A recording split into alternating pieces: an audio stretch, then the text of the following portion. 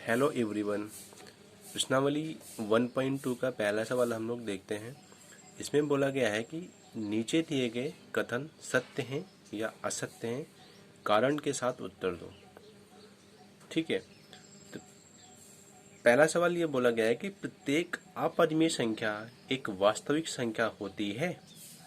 प्रत्येक अपरिमेय संख्या एक वास्तविक संख्या होती है। हमें बताना है यह सत्य है या असत्य। तो देखिए, सबसे पहले हम देखते हैं कि वास्तविक संख्याएं होती क्या हैं।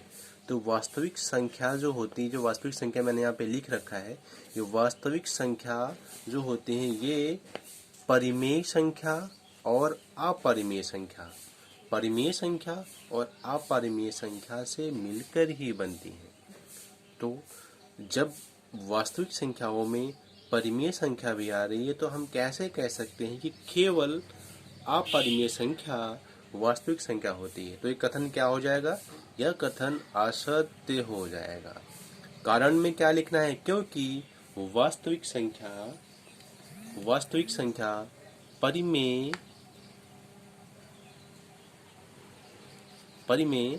व अपरिमेय दोनों से मिलकर बनती हैं।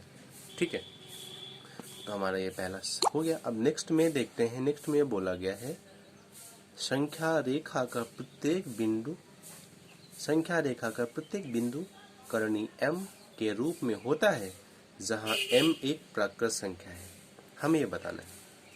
ठीक है, हमें ये बताना है कि संख्या रेखा का प्रत्येक बिंदु, तो हम सबसे पहले ये जानेंगे संख्या रेखा हम खींच लेते हैं। तो संख्या रेखा हम यहाँ पर एक ऐसे संख्या रेखा खींचते हैं।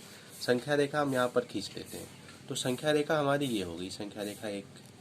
ठीक है, वैसे लाइन एक संख्या रेखा जिसको बोलते हैं। संख्या रेखा के बारे में सबको पता ही है, क्लास 8 में सब लोगों ने पढ़ा होगा। तो संख्या रेखा है, हम यहाँ पर नंबर कोई भी लिख लेते हैं। यहाँ पर हो गया 0 हो गया। ठीक है, यहाँ पर 1, यहाँ पर 2, यहाँ पर 3, यहाँ पर 4, यहाँ पर -1, -2, -3 या -4, हम यहाँ पर ऐसे लिख लेते हैं। ठीक है, तो अब हमें ये बताना है। हम देखो यहाँ पर अब इन नंबर्स को हम कोई भी संख्या मान लेते हैं। यहाँ पे m है, तो m हमारा नंबर है। m बराबर संख्या, यहाँ पे संख्या है।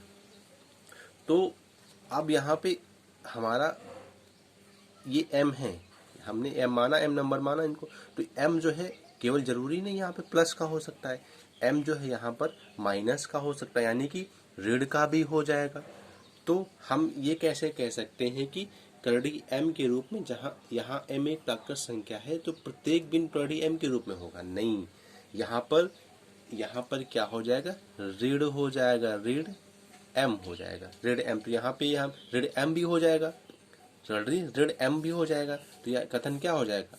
असत्य हो जाएगा। यह कथन क्या है? असत्य है।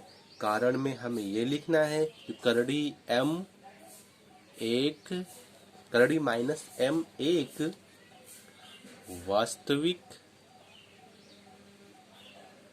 वास्तविक संख्या नहीं है। और यहाँ पर एक हम ये भी ले सकते हैं कि माइनस करड़ी m एक प्राकृत संख्या नहीं है। ठीक है, तीसरा सवाल हमसे बोला गया है कि प्रत्येक वास्तविक संख्या एक अपरिमेय संख्या होती। तो हम लोगों ने पहले पढ़ा ही है कि प्रत्येक वास्तविक संख्या, तो वास्तविक संख्या में पता ही है कौन सी होती, किससे मिलकर बनती है। तो वास्तविक संख्या परिमेय और अपरिमेय से मिलकर बनती है। तो हम यहाँ पर भी कह सकते हैं कि ये असत्य हो जाएगा। क्यों असत्य हो जाएगा? क्योंकि प्रत्येक